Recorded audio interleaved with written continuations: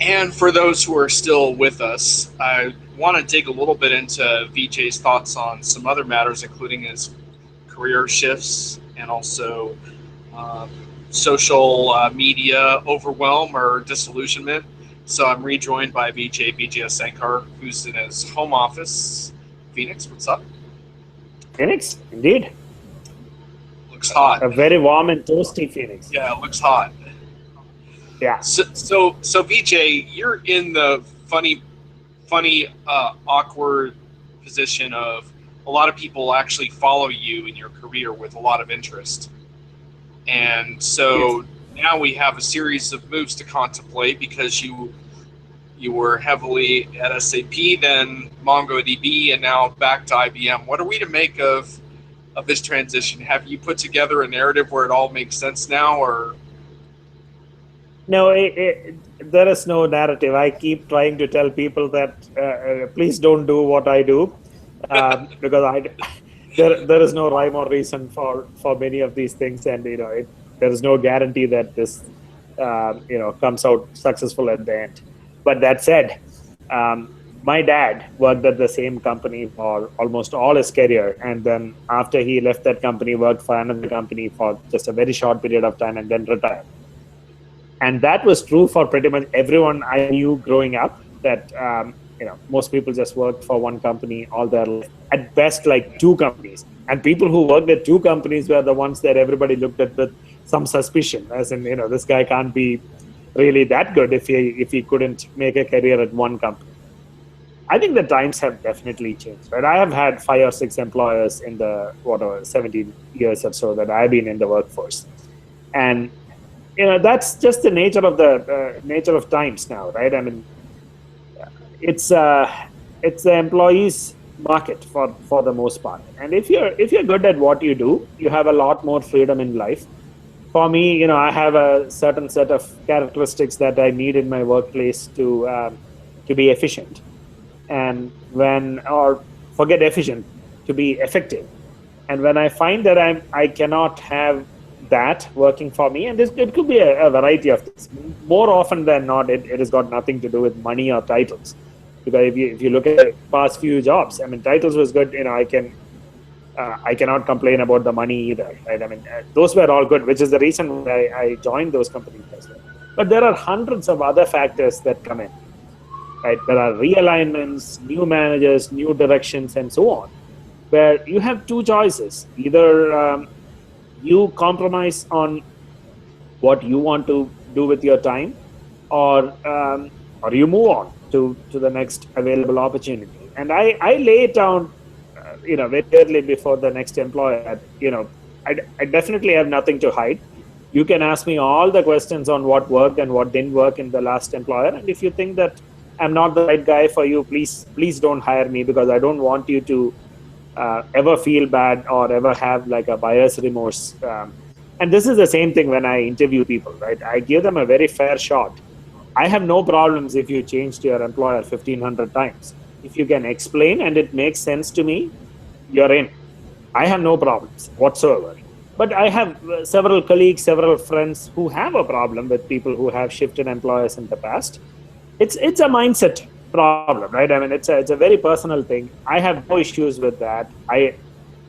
If things don't work out, I have no problems going to another employer and saying, okay, these are the reasons why it didn't work last time.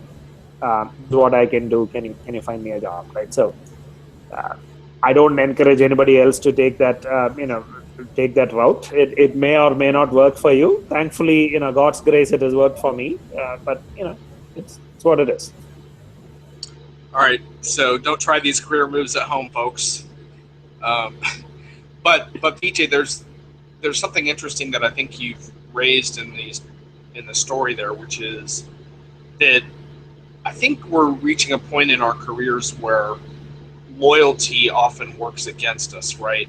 In the sense that we're conditioned to be loyal to our institutions that we're affiliated with. Yeah. And unfortunately, the reality of today's workplace is that you have to learn how to keep that sense of devotion in check, right? Because the fact of the matter is that a lot of these institutions, while they might support our growth at certain points, you know that they're also going to act with ruthless efficiency when the time comes as well, right? Whether it's an acquisition or a change in leadership or whatever. So it puts us in a position where we have to learn how to. I hate to use the word ruthless, but I feel like we have to learn how to be a little more ruthless about our own careers in that regard. Yeah, so I can't argue against that. That's a very fair point. The way I look at this, I don't always look at the company per se. I look at who I am going to work for, right? So the leaders that I will have in the new company influence me way more than um, the company itself. The company is just a legal entity, right? It is represented by its leaders. And if I don't feel comfortable with the leaders, my loyalty is to a company that is represented by people, which essentially means I'm loyal or not to people. It might sound rather crazy, but that's how it works out in real life. When people say I love IBM or I love SAP, they're essentially saying they love the management chain that they have, their leadership team, and the colleagues they get to work for, and the people who work for them. It's the people that really matter at the end of the day. If that same set of people worked at another company, you probably will still like that company, right? This is how we form our opinions, right? It's not an abstract entity. There is no such thing as it's not a machine, right? That it's a set of people. And the same set of things apply to you as an individual. You have to take your own decisions and be at peace with it. A lot of people don't, right? We try to fit into this large picture that somebody created, either an academician created or the generation before us created. There is no reason to do that. You are your own person. You can take your own decisions, and you don't really need to conform to anything. It's a very free world. If you keep up your skills and there is value to be added, there is always a market. Yeah, that brings us into one of our blog conversations, because you and I had a couple of things where we sort of sparked each other on our blogs, and I had written this reaction to Amazon, and one of my big issues with the New York Times piece and all, and not so much the New York Times piece, but how everyone piled on to condemn Amazon was basically what you were saying, which is that in my opinion, there's very few evil companies per se. It's really more about the people that you're directly connected with, that you're working with. And I think you can have a very good experience in many companies where you'd say, oh, someone might say, well, EMC is really struggling right now, or HP is struggling right now. That doesn't mean you couldn't have an excellent experience working with the right set of people in those companies. Exactly. Absolutely. The onus is always on the individual, at least from my perspective, has always been that you make it work or you don't make it work, right? It's on you. All those things, work-life balance, job satisfaction, all those things are primarily on the individual. If you don't like it and you don't have a way to control it, free market, go find another gig where you're happy about it, right? But it comes back to, again, the individual, in terms of not everybody has options, right? Not everyone is fortunate to have options. Some people, it's just happenstance, it's just bad luck, and you can't discount that. So there are many people for whom those options might not exist, right? You might have issues geographically from moving from, say, Phoenix to Boston to find a job because you have family here, or things of that nature. But again, if you net it out at an abstract level, that is an individual's decision. It's not that there wasn't a job. There was a job, and you as an individual weighed the pros and cons and decided, this is not the job that I want. It's not because there wasn't a market, or there is a market somewhere. It's a fairly global economy, which means there are opportunities elsewhere. We just need to be very thorough in how we evaluate and decide for ourselves. You also wrote a piece that I think struck chords with people around some disillusionment with social media. I thought that was particularly interesting because you've been heavily involved in social media for a long time now, and it's had an impact on your career, and yet there is this sense of disillusionment. What's going on there? I think over a period of time, the pressure on having more time for myself is particularly high, right? So as I grow up in my career and have busier and busier schedules, I can't seem to do everything that I was able to do 6 or 7 years ago. So that there is definitely that, right? That's me. That's not on social media. That's me. But there is also how social media gets used, which which is pretty tough. I mean, there are filters available in every social media that I use, LinkedIn and Facebook and Twitter and so on. And there are, internal committees that I'm a part of at IBM as well. It is very, very, very tough to find things that are of value to you. And at some point, if I suspect that this is not as valuable, I don't have the time to tweak the filters all that much.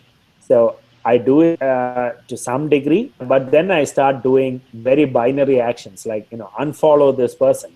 I mean, if he might be saying 20% good things and 80% crap, I just can't deal with the crap. So I'm just going to ignore the 20% and assume that somebody else will retweet that I really care about, and then I will find it. This is also why I'm a huge fan of curated content. And, like you, Dennis Moore, and so on, this is why I follow with great vigor. And I've told you 100 times that if you start charging for it, like I will be the first to sign up for this reason. There is a lot of value to be had by a person that you trust doing that curation for you. I might not pay for a random person doing curation, but if I pay for somebody that I respect, yeah, that's a good thing. I will do that. I will also tie it to another aspect, which is part of my day job as a big data guy.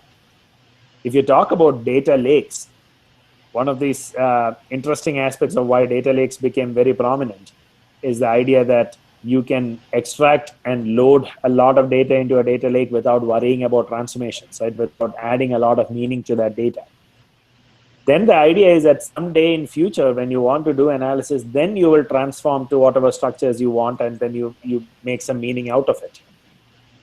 The big trouble with that approach is that sure, you will save a lot of cost up front, but the people who know the meaning of data at that time might not exist around you, right? So people who knew all about what this data meant might have forgotten, they have moved to new jobs. There are a lot of challenges. And when the volume is of that degree that you will throw petabytes of data, there are companies I know who handle 100 petabytes of data a day. For them, curation becomes such an important aspect. It is not block curation, but it is still data curation, right? There are human beings assigning meaning to things and finding things that are valuable, aided with technology, right? Like for block curation, you need at least an RSS feed of some sort or something like that, right? To at least make a shortlist for you to do something with it. This is true for the larger big data story as well. Curation is a big part of that, and it almost never gets mentioned, which is unfortunate. Yeah, it's an interesting use case around filtering content, and I've written a lot about this, and you have too. And I think the thing I find interesting is I make a little distinction between blog content and just social media conversations per se. So, for example, with blog content, that's one thing where I'm someone I curate enterprise news and content, and so I select the pieces I think are the best and most important, and I often add little highlights, sometimes my own comments, and that's a way to track that. There's other tools that you can do that with. There's one that I really have been using a lot lately called Dig Deeper, which is pretty neat, where it's somewhat of a real-time curation where 2 or 3 times a day I'll get pinged with the most tweeted articles amongst my followers, right? And not all of them are on track, but it's kind of another nice way to kind of find out what content is surfacing. And it's pretty relaxed because I can adjust the frequency and I get like 3 updates a day, so that's pretty manageable. So I feel like on the side of sort of tracking significant blogs and content, pretty good. But where I continue to struggle, and this gets back to your point, is around finding the so-called high signal conversations, like the conversations I would have really liked to know about where people didn't think to include me, right? Like if someone, puts your mention in, then you know to go look for it. But what if they don't? And what if they have a super interesting conversation, and how How do you surface that later? And that's what I have not been able to figure out. In some cases, I used to do it if there was a very specialized keyword, but the problem is a lot of times with things like data lakes or analytics, you can't do keyword based tracking because there's just too much shit out there, right? So that's the part that I've really struggled with. And Facebook and Twitter and LinkedIn attempt to show you some of the most popular topics that people are talking about, but they just miss a lot. And that part of it I haven't been able to figure out. And like you said, okay, in your blog post about this, you said, well, I tried to start following a lot less people. So, okay, I'm only following 200 people. But you admitted in your post that didn't totally solve the problem, which makes sense. Because it's not a matter of how many people you follow. It's a matter of what are the best and most interesting conversations happening on this topic. And I find that that's really, really tough. I don't have a solution to that.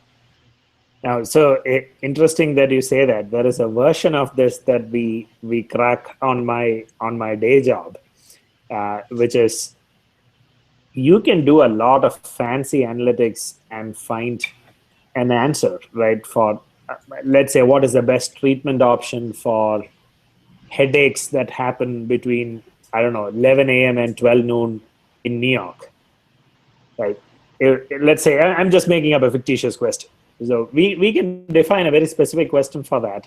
We have access to, let's say, all the medical journals articles ever. So index that, find 3 options, and let's say all 3 came up with roughly 1/3 odds of that being the right answer. Now, sure, you will have now 3 answers, and a human being needs to choose. Which means it's a crap shot, right? You're going to choose a wrong answer 2/3 of the time. But if you use more intelligence, you can also go figure out what other people asked and what was the answer that they chose, and then your odds of finding the right answer is probably much higher. Yeah. So this is why there is a leapfrogging between the world of predictive analytics, which itself is fairly hyped up, to the next level, which is cognitive analytics, because this is how human beings work, right? I mean, when I'm out car shopping, I will go do all the reviews. I will find 3 cars that I buy. But then there is a human aspect to this where it also involves other things like, will my wife like it? And will, what did others with similar interests buy? Those kinds of aspects, like there are a lot more factors that can play into this and make life easy for us. In the world of blog curation, right, that is just your human mind trying to interpret it. But when you are dealing with questions that a company has, there is a very similar thought process that goes in, which predictive analytics alone cannot solve. So we take it to the next level, right, of cognitive analytics, with a lot more factors playing in and in parallel. It's a fascinating world.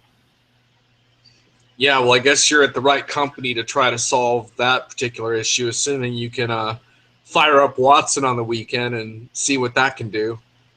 Oh yeah, I play with Watson a lot. It's truly fascinating. You know how enamored I was with Watson when it first came out. I'm still about just as much excited. Well, it's an interesting future. I love the challenge of trying to solve those problems. I'm not sure how easy they are to solve because, like you said, there's a very human dimension, to that I think is really hard to predict. Like for example, you think of someone who's shopping for cars and they fit a certain demographic. What you don't know is that they have a particular thermos that is their favorite thermos, and if your cup holder doesn't fit the thermos, that's exactly. It might not be a deal breaker for them, but at least it's a factor, right?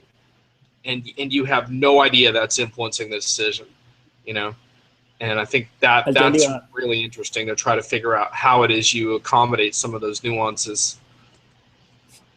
So I was at this car dealership this last weekend, and for various reasons, I needed to buy a car that weekend itself. The funny part was, I've already bought from that dealer many years ago. So he had all the information on me. He knew I worked in IBM. He did a bunch of research on me. He was really, really well prepared to negotiate with me. And at the end, I just walked in, test drove the cars. I said, okay, this is the car that I want. And here is what I'm going to tell you. I do sales for a living. So do you. So I'm not going to negotiate or haggle price with you if you give me like one offer that's like the best you can do. I will either sign the check right now or I'm going to walk out. But either way, I'm not going to haggle. So give me that one price and I'll buy. He made an offer like 15 minutes later, and I signed it like 30 seconds after that.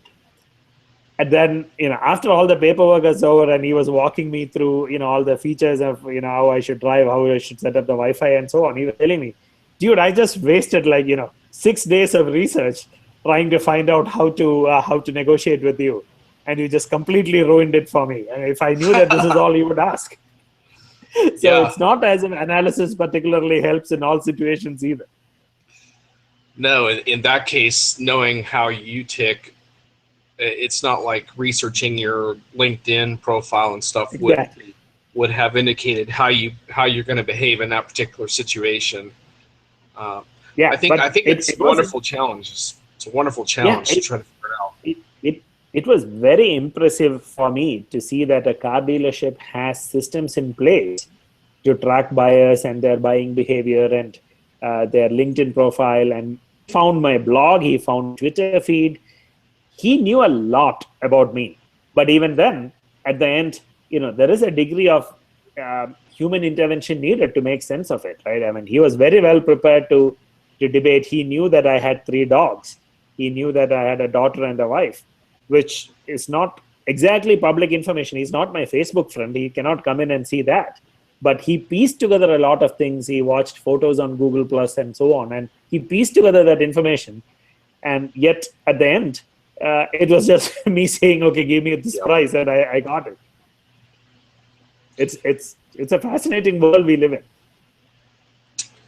It is, man. It is. And, I've thought about this a lot, and I don't mind the idea that people have certain kinds of personal information about me, but I care a lot about what they're doing with it, and my ability to opt in or opt out of their schemes matters a lot. But I like that personal touch of attempting to try to get to know who I am and what I'm interested in, because it's going to save me a lot of time if you know those things.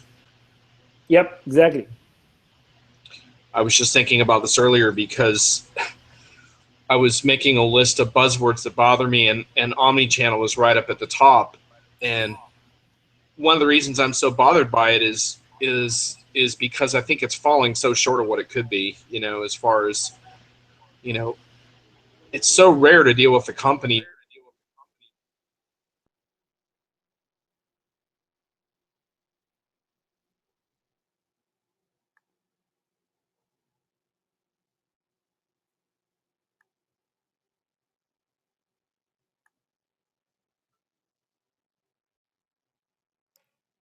We might have lost sound. Oh, there you go. Okay. Did we lose you for a second? I was just about to call you on the... Yeah. Oh, okay, no worries. Start with Omnichannel. Well, yeah, so the Omnichannel thing just frustrates me because it's just, I can't think of a time recently or in the last year even where a company was able to maintain a consistent relationship with me across channels and touch points. And it just seems like the technology is there now to make that possible, but it just hasn't happened yet. And it's frustrating when it happens, I mean, air travel is a great example of that, right? Because, you travel enough that that your airline should really be able to get to know you. And yet I see your travel tweets and you're frustrated as hell half the time, Yeah. I'm frustrated way more than somebody who travels 1 million miles should be. Yep. But it is there is a very very interesting learning from that. End result is not really actionable insight or anything. End result is an experience, right? Right. I think if we switch around the outcome from insight to experience, I think the world will change very, very fast. A lot of our solutions are built to provide data, but we don't make the leap from that data to the actual experience of the person consuming the data. Right. I think that is a big miss in the collective thinking in information technology today, right? Or digital transformation, or whatever we want to call it. Right? The end result, end outcome is an experience. And it's not big data, it is not cloud, it's not mobile, it's not IoT, it is an experience. All those Right. other things are just enablers. But we think of all those other things as the end result most of the time. And this is why things go really, really bad. Yep. Well said. Well, we're almost at the end of our taping time, and we still can't remember why we decided to do this in the first place. It doesn't matter. This was a brilliant conversation. I loved it. Yeah. Say that one more time. You fizzed out there. You said it doesn't matter. No, I said it doesn't matter that we couldn't remember the original purpose of the podcast, because this turned out to be just a really nice conversation. Yeah, I really enjoyed that, Vijay. We did a great job of coming up with other things that were interesting to talk about. And who knows, maybe if we figure out what it was we were going to originally record, we can go back to that later. But thanks a lot for sharing that. I'm sure people will enjoy hearing a little more about what you're up to. I know they were eager to find out why you went back to IBM. Now they know. And best of luck, man. Yep. Thank you. Cool. Thanks, Vijay. All right.